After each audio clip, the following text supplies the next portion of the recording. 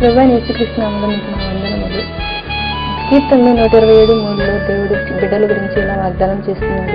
కుమారులు యెహోవా అనుగ్రహించే స్వాస్థ్యము, గర్భఫలము ఆయన ఇచ్చే బహుమానము. దేవుడు మనల్ని ప్రేమించి మనకు బిడ్డలను మనకు స్వాస్థ్యంగాను గర్భఫలంగాను ఇచ్చినాడు. కాబట్టి మనం బిడ్డల్ని చిన్న వయసు నుండి దేవుని యెడల భయభక్తులతో పెంచాలి. ప్రార్థనలోను, వాక్యములోను, పాటలు నేర్పించడంలోను వాళ్ళని దేవుని యెడల భయభక్తులుగా పెంచినట్లయితే వాళ్ళు దేవుని చేత ఆశీర్వదింపబడిన బిడ్డలుగా ఉంటారు. ఇప్పుడు చిన్న బిడ్డలు పాటలతో దేవుని ఆరాధిస్తున్నప్పుడు ఆయన ఎంతగానో సంతోషించి ఆ బిడ్డల్ని దీవిస్తాడు.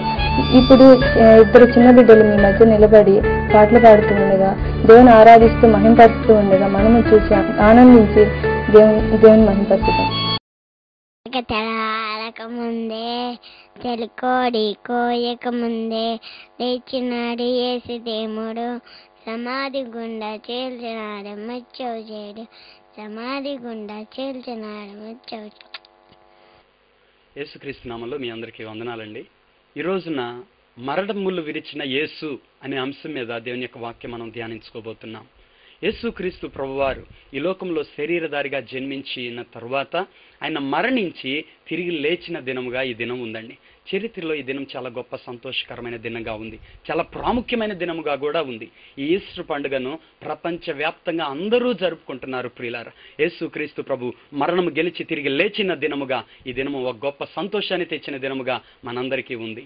ఈ దినము నాడు ఆ మరణం అనేది భూమి మీదకి ఎలా వచ్చింది అనే విషయం మనం జ్ఞాపకం చేస్తున్నాం. ప్రియులారా, బైబిల్ గ్రంథంలో మనం చూస్తే మొట్టమొదట దేవుడు మానవుణ్ణి సృష్టించినప్పుడు మరణం అనేది భూమి మీద లేదండి.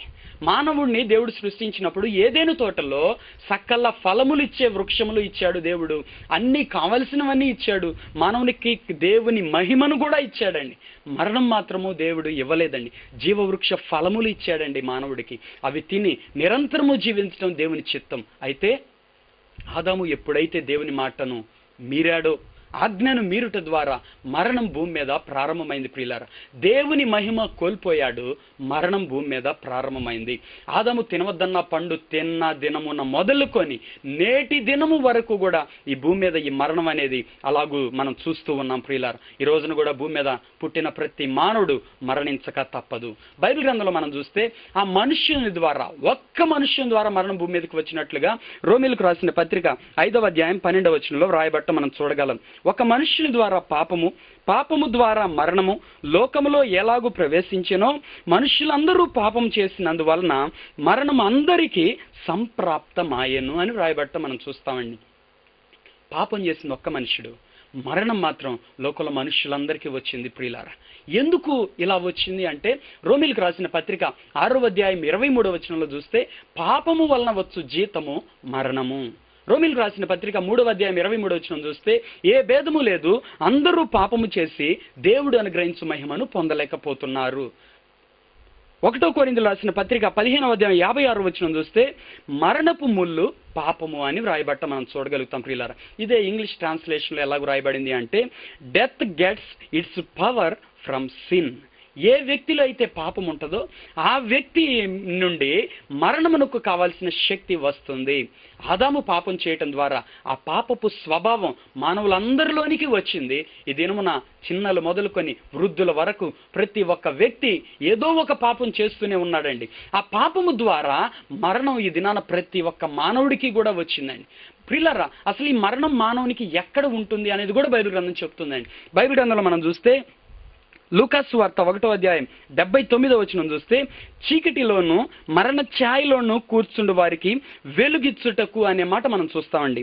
మత్తయి సువార్త 4వ అధ్యాయం 16వ వచనం చూస్తే మరణ ప్రదేశములో మరణ ఛాయలో కూర్చుండి ఉన్న వారికి వెలుగు ఉదయించెను అనే మాట చూస్తామండి. యెషయా గ్రంథం 9వ అధ్యాయం 2వ వచనంలో కూడా చూస్తే మరణ ఛాయ గల దేశ నివాసుల మీద వెలుగు ప్రకాశించును అని మనం చూస్తామండి. ఈ 3 వచనాల్లో కూడా మనం చదువుతున్న ఒకే ఒక మాట ఏమిటి అంటే మరణ ఛాయ. ఆ మరణ ఛాయలో ప్రతి మానవుడు అక్కడ ఉన్నట్లుగా చెప్పబడుతూ ఉందండి. ఛాయ అంటే నీడ అని అర్థం అండి. మరణం ఈ దినాన మనుషుల్ని ఎలా వెంటాడుతుంది అంటే ఒక నీడలాగా వెంటాడటం మనం చూడగలుగుతాం ప్రియులారా. పాపము నుండి ఆధారము చేసుకొని మరణము ప్రతి మనిషి మీద ఏలుబడి చేస్తున్న దినాలు ప్రియులారా. మానవుణ్ణి ఆ మరణము కబళించి వేస్తున్న దినాలండి. మరణము ఒక నీడలా వెంటాడుతుంది. ఇర్మియా గ్రంథం 9వ అధ్యాయం 21వ వచనంలో మనం చూస్తే మరణము మన కిటికీలను ఎక్కుతున్నది అనేది కూడా వ్రాయబడిందండి. వీధుల్లో పసిపిల్లలు లేకుండా, రాజమార్గంలో యవనులు లేకుండా వారిని నాశనం చేయటకై మరణము మన కిటికీలను ఎక్కుతున్నది అని రాయబడిందండి. ఇప్పుడు మరణము ఎక్కడ ఉంది అని చెప్తే ప్రతి మనిషికి కూడా నీడలోనే ఉంది అనేది వాస్తవం ప్రియులారా. మనం వెలుగులోనికి వచ్చినప్పుడు మన నీడ మనం చూడగలుగుతాం. అంతే వాస్తవంగా మరణం కూడా మనల్ని వెన్నంటి వస్తుంది అన్నది కూడా వాస్తవం ప్రియులారా. అయితే ఈ దినాన మనం బ్రతికి ఉండటానికి కారణం ఏంటి అంటే దేవుని కృప అండి. దేవుడు మన పక్షమున చేస్తున్న విజ్ఞాపన అండి. ఇంకను ఈ దినము బ్రతకని, ఈ సంవత్సరం ఉండని అని దేవుడు మన పక్షముగా విజ్ఞాపన చేస్తుంట చేత ఇంకను మనము జీవించగలుగుతున్నాం ప్రియులారా. ఒక్క చిన్న పాపము ద్వారా మరణము కలుగుతుందండి. ఒక్క చిన్న పాపము ద్వారా మరణించి తరువాత ఇక మరణించవలసిన పరిస్థితి వస్తూ ఉంటుందండి. అయితే ఈ దినాన అనేక పాపాలు చేస్తున్న వ్యక్తులు కూడా ఇంకా జీవించడానికి గల కారణం ఏంటి అంటే దేవుని యొక్క కృప అండి. ఆ కృప చేత మనం ఇంకనూ జీవించగలుగుతున్నాం. ఈ మరణం అనేది మనుషులందరిలో ఒక భయాన్ని తీసుకుని వచ్చిన దినాలు. మరణిస్తే ఇక ఏమవుతామో తెలియని దినాలండి. మరణించిన వారికి ఒక నిరీక్షణ లేని దినాలు. మరణ భయము భూమి మీద మనుషులందరి మీద ఏలుబడి చేస్తున్న దినాలండి. హెబ్రీయులకు రాసిన పత్రిక 2వ అధ్యాయం 15వ వచనం చూస్తే జీవిత కాలం అంతయు మరణ భయము చేత దాస్యమునకు లోబడిన వారు అనే మాట మనం చూడగలుగుతాం ప్రియులారా. మరణ భయము చేత ప్రతి మనిషి ఒక దాస్యమునకు లోబడినట్లుగా కూడా మనం ఇక్కడ చూడగలుగుతున్నాం. ఎంతకాలం అంటే జీవిత కాలం ప్రియులారా. అటువంటి పరిస్థితుల్లో యేసుక్రీస్తు ప్రభు ఈ మరణపు ముళ్ళును విరిచారండి. భూమి మీద మానవులందరూ కూడా భయపడుతున్న దినాలు. యోబు గ్రంథం 20వ అధ్యాయం 25వ వచనం చూస్తే మరణ భయము వారి మీదకి వచ్చును అనే మాట చూస్తాం. కీర్తన గ్రంథం 55వ కీర్తన 4వ వచనం చూస్తే మరణ భయము నాలో పుట్టుచున్నది అని ఒక భక్తుడు వేదన పడుతున్నాడండి. వీటన్నిటికీ కారణం ఏంటి అంటే మరణము యొక్క భయము ప్రతి మనిషి మీద ఏలుబడి చేస్తున్న దినాలండి. యేసుక్రీస్తు ప్రభు శరీరధారిగా ఈ లోకానికి వచ్చిన తరువాత ఆయన మరణించి ఈ మరణ భయం నుండి మానవుల్ని విడిపించాడండి. మరణ భయం ఒక దాస్యములో ప్రతి మానవుని పట్టుకున్న ఆ చెర నుండి యేసుక్రీస్తు ప్రభు విడిపించాడు ప్రియులారా. యేసుక్రీస్తు ప్రభు తాను కూడా మరణించాడు. తాను మనిషిగా భూలోకంలో జన్మించాడు కాబట్టి తాను కూడా మరణించాడండి. అయితే యేసుక్రీస్తు ప్రభుని మరణము బంధించలేకపోయిందండి. అపోస్తల కార్యములు 2వ అధ్యాయం 24వ వచనం చూస్తే మరణము ఆయనను బంధించుట అసాధ్యము అనే మాట చూస్తామండి. మరణానికి కావాల్సింది పాపం. పాపం ఉంటేనే మరణానికి కావాల్సిన శక్తిని పొందుకోగలుగుతుంది, మరణం బంధించగలుగుతుంది. యేసుక్రీస్తు ప్రభువులో ఏ పాపం లేదు కాబట్టి ఆయన మరణం బంధించలేకపోయిందండి. అందుకే ఇక్కడ భక్తుడు చెప్తున్నాడు మరణము ఆయనను బంధించి ఉంచుట అసాధ్యము అనే మాట చెప్తున్నాడు ప్రియులారా. యోహాను సువార్త 8వ అధ్యాయం 46వ వచనం చూస్తే యేసుక్రీస్తు ప్రభువు ఒక సవాలు చేస్తున్నాడండి. నా యందు పాపం ఉన్నదని మీలో ఎవడు స్థాపించును? యేసుక్రీస్తు ప్రభు ఈ భూలోకంలో సంచరించిన దినాల్లో మనుష్యులందరూ కూడా ఆ పరిసయ్యులు, పెద్దలు, ప్రధాన యాజకులు యేసుక్రీస్తు ప్రభులో పాపాన్ని వెతికారండి. ఆయనలో ఏది రీతిగా అయినా ఏదో ఒక పాపాన్ని పట్టుకుని ఆయన చంపేద్దాం అనుకున్నారు. కానీ వారికి ఏ పాపము దొరకలేదండి. మాటల్లో గాని, తలంపుల్లో గాని, జీవితంలో గాని, క్రియలో గాని పాపము లేని పరిశుద్ధుడు యేసుక్రీస్తు ప్రభు ప్రియులారా. అటువంటి పరిశుద్ధుడు కాబట్టే మరణం ఆయనను బంధించి ఉంచలేకపోయిందండి. మరణము కూడా ఏమి చేయలేకపోయిందండి. మరణము కూడా ఆయనలో పాపమును కనుగొనలేకపోయింది ప్రియులారా. మనుషులు కనుగొనలేకపోయారు, మరణము కూడా కనుగొనలేకపోయింది. కాబట్టి మరణం ఆయనను ఏమి చేయలేకపోయిందండి. మరణం ఆయనను బంధించలేకపోయినట్లుగా మనం ఇక్కడ చూడగలుగుతాం ప్రియులారా. భూమి మీద మరణము బంధించలేని ఒకే ఒక్క వ్యక్తి ఎవరైనా ఉన్నారు అంటే అది ఒక్క యేసుక్రీస్తు ప్రభువే ప్రియులారా. చరిత్రలో ఇప్పటి వరకు భూమి మీద మనుషులుగా పుట్టిన వారు అనేక మంది ఉన్నారు కానీ ఏ వ్యక్తి కూడా చనిపోయి తిరిగి లేవలేదండి.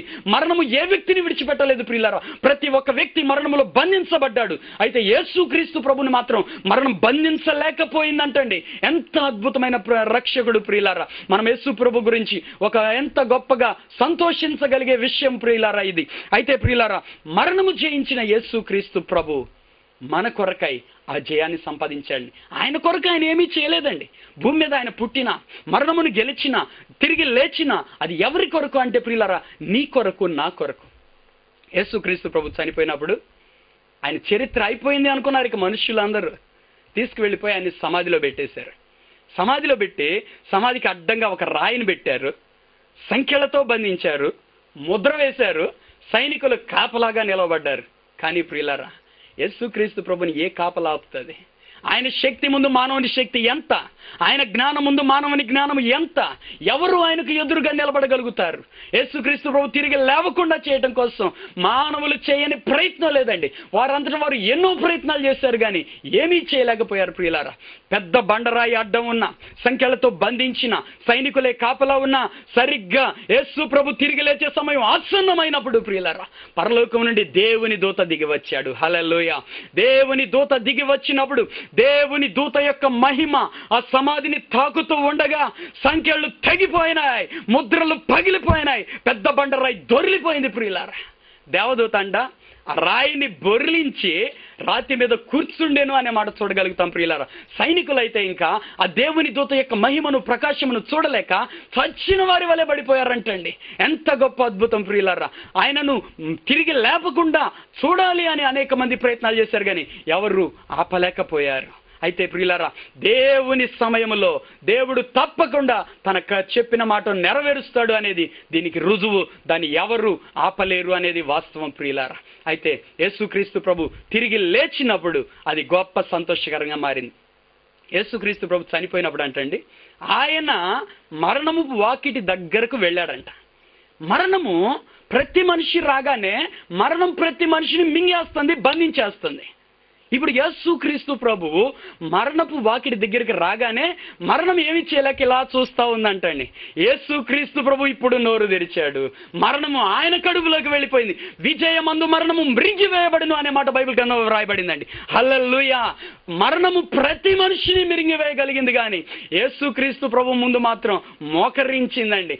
ఆయన మరణాన్ని మిరింగివేశాడు, భూమి మీదకి మరణంపై జయాన్ని తీసుకుని వచ్చాడు. ప్రియులారా, ఈ రోజున మానవులకు ఒక నిరీక్షణ ఉంది. చనిపోయిన తర్వాత మరలా తిరిగి బ్రతకగలమనే నిరీక్షణ ఉంది. అది ఎక్కడ వచ్చింది అంటే యేసుక్రీస్తు ప్రభు మరణపు ముళ్ళును విరిచి, పాపమును తొలగించి, మరణము యొక్క బలమును లయపరచి యేసుక్రీస్తు ప్రభు తిరిగి లేచుడు ద్వారా భూమి మీదకి వచ్చింది. ప్రియులారా, మరణ బలము గలవాడు అపవాది అండి. మరణ బలము కలిగిన అపవాదిని జయించింది యేసుక్రీస్తు ప్రభు. ప్రియులారా, ఈ రోజున యేసుక్రీస్తు ప్రభునందు విశ్వాసం ఉంచడం ద్వారా మనము కూడా అపవాదిని జయించగలుగుతున్నాం, మరణమును జయించగలుగుతున్నాం. బైబిల్ గ్రంథంలో పాత నిబంధనలో మనం చూస్తే మరణము తప్పించుట ప్రభు అయిన యెహోవా వశము అని మనం చూస్తాం. ప్రకటన గ్రంథంలో చూస్తే యేసుక్రీస్తు ప్రభు చెప్తున్నాడు, ఇదిగో మృతుడనైతిని గాని యుగ యుగములో నేను సజీవుడనై ఉన్నాను, మరణము యొక్కయు పాతాళ లోకము యొక్కయు తాళపు చెవులు నా చేతిలో ఉన్నాయి అంటున్నాడు. ప్రియులారా, మరణమును తొలగించింది యేసుక్రీస్తు ప్రభు. ప్రియులారా, మనం ఈ రోజున మరణాన్ని జయించడానికి ఒక మార్గం అయిందండి. ప్రియులారా, యేసుక్రీస్తు ప్రభు శరీరధారిగా ఈ లోకంలో జీవించినప్పుడు కూడా మరణాన్ని ఎదిరించాడండి. మరణం మీద తనకు అధికారము ఉంది అనేది ఆయన రుజువుపరిచిన 3 సందర్భాలు కూడా బైబిల్ గ్రంథంలో రాయబడి ఉంటాయి. ప్రియులారా, యాయిరు అనే ఒక గొప్ప వ్యక్తి యేసుక్రీస్తు ప్రభు దగ్గరికి వచ్చినప్పుడు ఆయన కుమార్తె చనిపోబోతోంది అని బ్రతిమలాడుకోవటం మనం చూస్తాం. అయితే యేసుక్రీస్తు ప్రభు అక్కడికి వెళ్లే లోపు ఆయన కుమార్తె చనిపోయిందండి. అయితే యేసుక్రీస్తు ప్రభు ఆ స్థలానికి వెళ్ళి ఆమె చేయి పట్టుకొని చిన్నదాన్న లెమ్మని చెప్పగానే ఆమె తిరిగి లేవటం మనం చూడగలుగుతాం. ప్రియులారా, అదే రీతిగా నాయను అనే గ్రామంలో కూడా విధవరాలి యొక్క కుమారుడు చనిపోయి పాడె మీద మోసుకొని తీసుకొని పోబడుతున్నప్పుడు అక్కడ కూడా యేసుక్రీస్తు ప్రభు ఆ విధవరాలి యొక్క కన్నీటిని చూచి ఆయన ఆ పాడెను ముట్టెను అన్నట్లుగా మనం చూస్తాం. ప్రియులారా, యేసుక్రీస్తు ప్రభు ఎప్పుడైతే ఆ పాడెను ముట్టాడో అక్కడ కూడా ఆ యవనస్తుడు తిరిగి లేచినట్లుగా మనం చూడగలుగుతాం. అంతేకాదు, చనిపోయిన లాజరు సమాధిలో ఉంచబడిన తరువాత 3 దినముల తర్వాత యేసుక్రీస్తు ప్రభు మరలా ఆ గ్రామానికి వెళ్ళి మరలా 3 దినముల తర్వాత లాజరును సమాధిలో నుండి బయటికి లేపటం కూడా మనం చూడగలుగుతాం. ప్రియులారా, ఇవన్నీ దేనికి రుజువుగా ఉన్నాయంటే మరణం మీద ఆయనకు అధికారము ఉంది, అయితే మానవులకు అధికారము లేదు. అయితే మానవులకు కూడా ఈ అధికారము కలగాలి అని యేసుక్రీస్తు ప్రభు మరణము గుండా ప్రవేశించినట్లుగా మనం చూడగలుగుతాం. ప్రియులారా, ఆయన చనిపోవలసిన అవసరం లేదు, ఆయన తన రక్తానంతా దారబోసాడు. అయితే ఆ తన మరణము ద్వారా భూమి మీద ఒక జీవం విడుదలవ్వాలి, ప్రతి మానవుడికి కూడా మరణం మీద జయం రావాలి. దీని కొరకే యేసుక్రీస్తు ప్రభు తాను మరణము గుండా వెళ్ళాడు. ప్రియులారా, తాను మరణించాడు మన